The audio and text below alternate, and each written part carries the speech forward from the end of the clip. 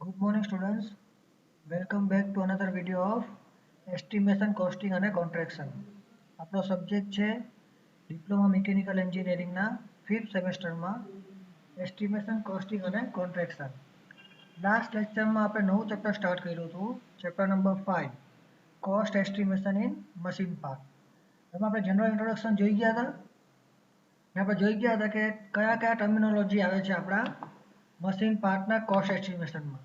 એમાં આવે છે આપણું cutting speed, second feed, depth of cut, approach અને ઓવર ટ્રાવલ કે પછી ઓવરરન. બરાબર, આ બધા ટર્મિનોલોજી છે જે આપણે મશીન શોપ છે એના એસ્ટિમેશનમાં આપણે યુઝ કરવાના છે. એમાં જોઈએ તો કે કટિંગ સ્પીડ કોને કહેવાય? તો કટિંગ સ્પીડ એટલે શું થવાનું? It is defined as the speed at which the cutting edge of the tool or cutter passes over the material. કે મારા મટીરિયલ પર કેટલી સ્પીડથી મારું કટિંગ એજ કે પછી કટર છે તે પાસ થવાનું છે, એ શું થવાનું આપણું કટિંગ સ્પીડ. એના માટે ફોર્મ્યુલા આવવાની S equal to pi D N by 100. જો આપણે મીટર પર એમએમમાં લેતા હોય ત્યારે, આપણે ડાયામીટર જો સેન્ટીમીટરમાં હોય ત્યારે શું ફોર્મ્યુલા આવવાની? S equal to pi D N by 100. ને જો આપણે ડાયામીટર એમએમમાં લેવાનો આવે તો આવશે એસની ફોર્મ્યુલા પાઈ ડી એન અપોનમાં 1000 મીટર પર મિનિટ. બરાબર, પછી આપણે કટિંગ સ્પીડ આવે એ કોના કોના પર ડિપેન્ડ કરે છે? તો મશીનેબિલિટી ઓફ મશીન, કે મારો મશીનેબિલિટી કેટલી હોય મશીનની. પછી સેકન્ડ આવે મટીરિયલ ઓફ ધ ટૂલ, કે મારો મટીરિયલ કેવા ટાઈપનું છે ટૂલનું. પછી થર્ડ આવશે આપણું ડેપ્થ ઓફ કટ અને ફીડ. આપણી ફીડ અને ડેપ્થ ઓફ કટ ઉપર બી શું કરવાનું છે? આપણું કટિંગ સ્પીડ ડિપેન્ડ કરવાની છે. પછી આવશે આપણું કટિંગ ફ્લુઇડ. એના પછી આપણે અલગ અલગ મટીરિયલ માટે આપણે કટિંગ સ્પીડ કેટલી રાખવાની આવે એનું આપણે ટેબલ જોઈ ગયા હતા. જેમાં આપણે જોઈ ગયા હતા કે એલ્યુમિનિયમ માટે, પછી બ્રાસ કે પછી ઘન મેટલ હોય, માઇલ્ડ સ્ટીલ હોય, કાસ્ટ આયર્ન હોય કે કોપર હોય, તો એના માટે આપણે કેટલી કેટલી સ્પીડ રાખી શકીએ મીટર પર મિનિટમાં, એ આપણને નીચે ટેબલમાં આપેલી છે. હવે આ લેક્ચર આપણે સ્ટાર્ટ કરવાના છે. નવું સેકન્ડ આપણું કોસ્ટ એસ્ટિમેશનનું ટર્મિનોલોજી ફીડ. તો ફીડ કોને કહેવાય? તો it is the feed of work or tool. It is the distance that the tool travels along the work or work travels along the tool for each revolution of the work on the tool. मतलब કે મારો tool કા પછી workpiece જેટલું distance travel કરે છે એક રેવોલ્યુશનમાં, એને કહેવાશે આપણી ફીડ. ને ફીડ જનરલી કેમાં રિપ્રેઝેન્ટ કરવામાં આવે? તો એમએમ પર રેવોલ્યુશનમાં. બરાબર, હવે ફીડની કોઈ બી સ્પેસિફિક વેલ્યુ નથી, પણ આપણી જે ફીડ છે એ કોના કોના પર ડિપેન્ડ કરે? ડેપ્થ ઓફ કટમાં, કટિંગ સ્પીડમાં અને પાવર ઓફ ધ મશીન ઉપર. આ ત્રણ વસ્તુ પર આપણી ફીડ ડિપેન્ડ કરે છે. ને ફીડના કેલ્ક્યુલેશન માટે કઈ ફોર્મ્યુલા આવશે? એફ ઇક્વલ ટુ એલ અપોનમાં એન ઇન્ટુ ટી, એમએમ પર રેવોલ્યુશન. જ્યારે એલ એટલે શું છે? આપણી લેન્થ ઓફ કટ સેન્ટીમીટરમાં, એન એટલે આરપીએમ છે, અને ટી એટલે શું છે? આપણું ટાઈમ મિનિટમાં. બરાબર, આ હતું આપણું ફીડ.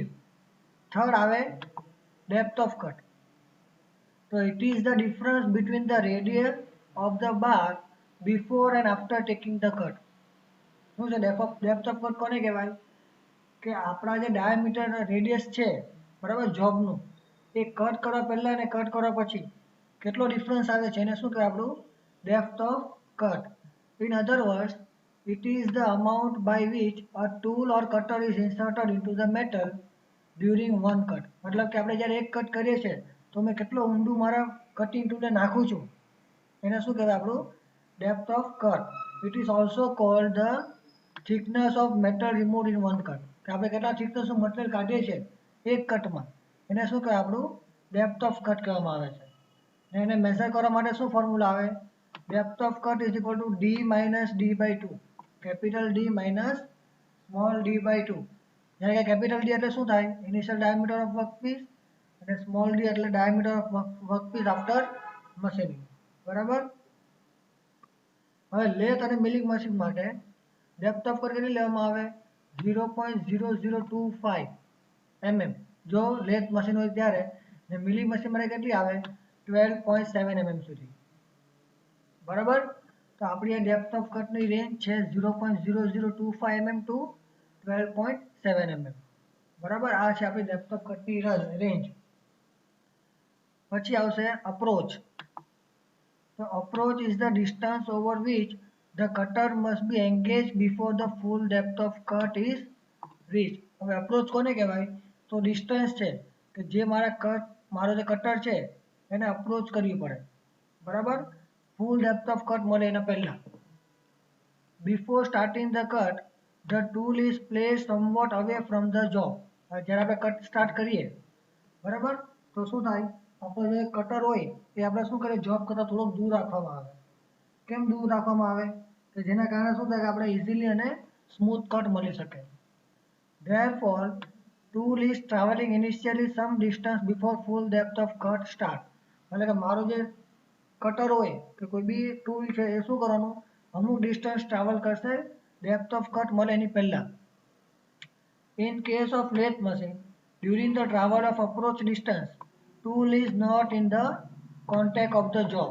lathe મશીનમાં શું કીધું કે જ્યાં સુધી મારું અપ્રોચ થતું હોય, અપ્રોચ ડિસ્ટન્સ ટ્રાવેલ કરે ત્યાં સુધી મારા ટૂલ અને જોબ વચ્ચે કંઈ બી કોન્ટેક્ટ નથી હોતો. It is denoted by letter A. જે અપ્રોચ છે તે કયાથી ડિફાઇન કરવામાં આવે? એ થી ડિફાઇન કરવામાં આવે. સમજ પડી? પછી લાસ્ટ ટોપિક છે આપણો ઓવરટર્ન. તો ઓવરટર્ન શું થાય?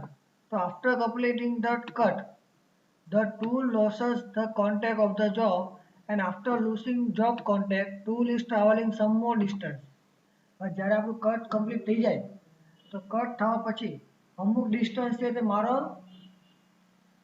કટર છે કે પછી ટૂલ છે શું કરવાનું, અમુક ડિસ્ટન્સ વધારે ટ્રાવેલ કરશે મારા જોબ પછી ડિસ્ટન્સ કોન્ટેક્ટ લૂઝ થઈ જાય એના પછી. હવે આ જે ડિસ્ટન્સ છે એને શું કહેવાય? ઓવરરન ઓર ઓવર ટ્રાવેલ. એને કેનાથી બતાવવામાં આવે? ઓથી બતાવવામાં આવે. તમે ફિગરમાં જોઈ શકો છો કે અહીંયા આ જે એ ડિસ્ટન્સ છે એ શું થયું, મારું અપ્રોચ, કે જ્યારે મારા જોબ સાથે કોઈ બી કોન્ટેક્ટ નથી હોતો. પછી કટ થવા પછી આ જે ડિસ્ટન્સ ઓ છે એને શું કહેવાય? આપણું ઓવરરન.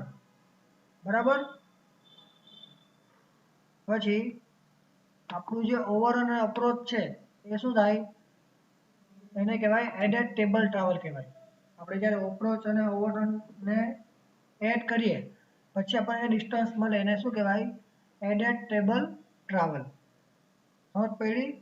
આ હતા આપણા બધા મશીન પાર્ટ માટેના કોસ્ટ એસ્ટિમેશન માટેના ટર્મિનોલોજી. હવે આપણે જોવાના છે estimation of labour cost in machine shop. કે જ્યાં મશીન શોપમાં આપણે લેબર કોસ્ટ એસ્ટિમેટ કરવું હોય તો આપણે કેવી રીતે કરી શકીએ છીએ. Labour cost is estimated by finding the total time for various operations for machining work. હવે લેબર કોસ્ટ ફાઇન્ડ આઉટ કરવું હોય તો આપણે અલગ અલગ મશીનિંગ માટેનો જે ટાઈમ લાગે છે એ ટાઈમ આપણે ફાઇન્ડ આઉટ કરવો પડે. The total machining time is then multiplied by the labour rate for finding the labour cost. હવે આપણને જે મશીનિંગ ચાર્જ મશીનિંગ ટાઈમ મળી ગયો, હવે મશીનિંગ ટાઈમ સાથે આપણે લેબર ચાર્જને મલ્ટીપ્લાય કરો એટલે આપણને શું મળશે? લેબર કોસ્ટ મળી જશે. The element of total machining time in a machine shop are as follow. હવે મશીન શોપ હોય તો એમાં અલગ અલગ મશીનિંગ ટાઈમ લાગતા હોય. તો કયા કયા એલિમેન્ટ લાગે છે આપણે નીચે આપેલા છે. ફર્સ્ટ વન છે સેટઅપ ટાઈમ. સેટઅપ ટાઈમ એ કયો દર્શાવવામાં આવે? TSP. બરાબર. સેકન્ડ આવે હેન્ડલિંગ ટાઈમ TH. પછી actual machining time TM. Tear down time TD. Miscellaneous allowance TA. Organisational time TO અને સર્વિસ ટાઈમ TS. તો આટલા ટાઈપના ટાઈમ આપણે જોવા મળે છે મશીન શોપના અંદર. હવે આપણે બધા ટાઈમ્સનું ડિટેલ જોઈ જાય તો ફર્સ્ટ આવશે આપણું સેટઅપ ટાઈમ. તો સેટઅપ ટાઈમ કોને કહેવાય? તો it is the time required for setting, fixing and arranging the tool, machine and equipment. કે આપણે મશીનને, ટૂલને, ઇક્વિપમેન્ટને સેટિંગ કરવા માટે, ફિક્સિંગ કરવા માટે અને અરેન્જમેન્ટ કરવા માટે જે ટાઈમ લાગે છે એને શું કહેવાય? આપણું સેટઅપ ટાઈમ. બરાબર. સેકન્ડ આવે હેન્ડલિંગ ટાઈમ. તો ટાઈમ રિક્વાયર્ડ પર job for the activities like starting and stopping the machine, job lifting and fixing it into the chuck or fixing adjustment tool, it is called the handling time. તો handling ટાઈમમાં કઈ કઈ વસ્તુ આવશે? તો આપણે અલગ અલગ એક્ટિવિટી કરીએ જેમ કે મશીનને સ્ટાર્ટ કરીએ, મશીનને સ્ટોપ કરીએ, તો મશીનને સ્ટાર્ટ થવામાં જેટલો ટાઈમ લાગે તે મશીનને સ્ટોપ થવામાં ટાઈમ લાગે. પછી આપણે જોબને ઉચકવાના, ચકમાં ફિક્સ કરવાના કે પછી ફિક્સરમાં ફિક્સ કરવામાં એમાં જે ટાઈમ લાગે તે, પછી આપણે ટૂલને જે એડજસ્ટ કરીએ એ બધા જે ટાઈમ લાગે છે એને શું કહેવાય, આપણા હેન્ડલિંગ ટાઈમ કહેવામાં આવે. પછી આવે machining time. It is also cold operation time, કે આપણે જ્યારે કોઈ બી મશીનિંગ કરીએ છીએ તો એને મશીન કરવામાં જે ટાઈમ લાગે છે એને શું કહેવાય, આપણો ઓપરેશન ટાઈમ કે પછી મશીનિંગ ટાઈમ કહેવામાં આવે. It is the time required for actual machining. It is the time of machining operations to convert the material into product. કે આપણે મટીરિયલને પ્રોડક્ટમાં બનાવીએ છીએ, કન્વર્ટ કરીએ છીએ, ત્યારે જે આપણે મશીનિંગ કરવામાં જે ટાઈમ લાગે છે એકચ્યુઅલ ટાઈમ, એને શું કહેવાય, આપણો મશીનિંગ ટાઈમ કહેવામાં આવે. પછી આવશે ટેર ડાઉન ટાઈમ. તો while it becomes necessary to have new machine setup, the setup existing on the machine is removed. Time required to remove the previous setup for removing the chuck fixture tool is called the tear down time. tear down time કોને કહેવાય, તો જ્યારે માની લો કે મારો component change થઈ ગયો કે પછી મારે નવું મશીન સેટઅપ મૂકવાનું છે, તો શું કરવું પડે કે આપણી પાસે જે અવેલેબલ સેટઅપ છે એને રિમૂવ કરવો પડે, પછી આપણે નવું મશીન સેટઅપ કરીએ અંદર. તો આ જે ટાઈમ લાગવાનો છે જેમાં આપણે પ્રીવિયસ રિમૂવ કરશું સેટઅપને, ચક કાઢવાના, ફિક્સર કાઢવાના, ટૂલ કાઢવાના, એ બધું કાઢવા માટેનો જે ટાઈમ લાગે છે એને કહેવાય આપણું ટેર ડાઉન ટાઈમ કહેવાય. હવે પહેલી ટેર ડાઉન ટાઈમ કોને કહેવાય. પછી આવશે મિસેલેનિયસ અલાઉન્સ. તો workers are in need of something for natural calls, smoking, washing of hand etcetera is considered as 5% of total machine time. હવે વર્કર્સ છે એ લોકોને અમુક ઇમરજન્સી પડે, જેમ કે નેચરલ કોલ. નેચરલ કોલ એટલે કે ટોયલેટ માટે કે એના માટે કંઈ જવું હોય, કંઈ કામથી જવું હોય, એ બધો ટાઈમ આવે તે. પછી સ્મોકિંગ માટેનો ટાઈમ, પછી પોતાના હાથ ધોવા માટે, એ બધા અલગ અલગ ટાઈમ્સ લાગતા હોય. તો એ કેટલું લેવામાં આવે, તો 5% ઓફ મશીનિંગ ટાઈમ લેવામાં આવે. પછી time required for replacing the tool and cutter, tool sharpening is to be estimated. હા, આપણો જે ટૂલ છે અને કટર છે એ રિપ્લેસ કરવાના, બરાબર, કાં પછી ટૂલ શાર્પનિંગ કરવામાં એમાં બી ટાઈમ લાગે, તો એનો ટાઈમ બી આપણે એસ્ટિમેટ કરવો પડે. Time is also to be allotted for quality inspection of work. આપણે જે ઇન્સ્પેક્શન કરવાના છે, ઇન્સ્પેક્શન આવે જ્યાં તમે મશીનિંગ કરતા હોય તો એના માટે જે ટાઈમ થોડોક લેવામાં આવે એ ટાઈમ બી આપણે કન્સિડર કરવો પડે.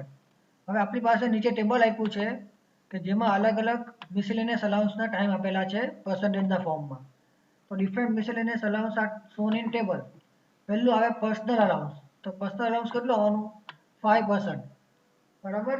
પર્સનલ અલાઉન્સ કેટલામાં લેવામાં આવે, 5% લેવામાં આવે. સેકન્ડ આવે ફેટિગ અલાઉન્સ, એ આવશે 4%. પછી બેડ લાઇટ અલાઉન્સનું કેટલું આવે, 1 to 5%. મેન્ટલ અલાઉન્સ આવશે 1 to 8%. હીટ અલાઉન્સ છે આપણું 0 to 20%. ને એટમોસ્ફિયરિક કન્ડિશનનું અલાઉન્સ કેટલું છે, 1 થી 10%. બરાબર. આટલા ટાઈપ ઓફ અલાઉન્સીસ મિસેલેનિયસ અલાઉન્સમાં આવે છે. ને કેમાં આવે, પર્સન્ટેજમાં આવે, બરાબર. પછી સિક્સ્થ આવશે આપણું ઓર્ગેનાઇઝેશનલ ટાઈમ, TO. તો during machining certain abstractions and restrictions are arising. For removal of the same arrangement are to be made. The time required for the same is called organizational time. જે આપણે machining કરતા હોય તો આપણને બહુ બધા ઓબ્સ્ટ્રેક્શન્સ અને રેસ્ટ્રિક્શન્સ જોવા મળે છે, બરાબર, જે મેનેજમેન્ટ કે પછી ઓર્ગેનાઇઝેશન ઉપરથી આવે છે. હવે આ બધું જે રિમૂવ કરવાનું અરેન્જમેન્ટ, આ બધા જે ટાઈમને જે બધા કોન્ફ્લિક્ટ આવે છે, ઓબ્સ્ટ્રેક્શન્સ, એ બધા આપણે રિમૂવ કરવા પડે, તો એનું અરેન્જમેન્ટ આપણે કરવું પડે. હવે આ બધા અરેન્જમેન્ટ કરવામાં આપણને જે ટાઈમ લાગે છે એને શું કહેવાય, આપણું ઓર્ગેનાઇઝેશનલ ટાઈમ કહેવામાં આવે છે. The time left to start the machine at the beginning of the shift is an example of the organisational time. હવે આપણે જે ટાઈમ, આપણો જે સ્ટાર્ટિંગમાં મશીન સ્ટાર્ટ કરીએ તો આપણો જે ટાઈમ જવાનો છે એ કેમાં આવશે, આપણા ઓર્ગેનાઇઝેશનલ ટાઈમમાં આવશે. સેવન્થ આવશે આપણું સર્વિસ ટાઈમ, TS. તો as per preventive maintenance schedule, preventive maintenance work is carried out to keep good condition of the machine. હવે આપણે જ્યારે પ્રિવેન્ટિવ મેન્ટેનન્સ શેડ્યુલ હોય તો શું થાય કે આપણા મશીન પર આપણે શું કરવું પડે, પ્રિવેન્ટિવ મેન્ટેનન્સ કરવું પડે, જેના કારણે મારું મશીનની કન્ડિશન ગુડ રહે, બરાબર. The time required for adjusting the change, adjustment, oiling and greasing repairing of machine and replacement of part etc. is called service time.